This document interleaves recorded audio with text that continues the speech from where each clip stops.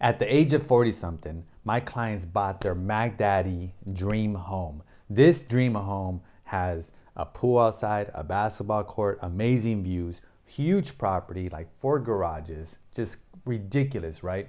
In the suburbs. This is how they did it.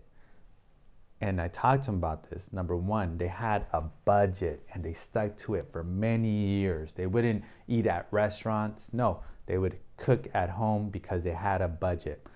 Number two, they started with some real estate. They started with a small 2-bedroom condo for them and all their kids, and they have, 4 kids and in a 2-bedroom condo, and they were there for years and just paying down the mortgage. Number three, they went on to more real estate, single family home. They rented out their condo. They kept the first one. And the single family home wasn't big either. And they went in there and they just sacrificed for years and budgeted for years.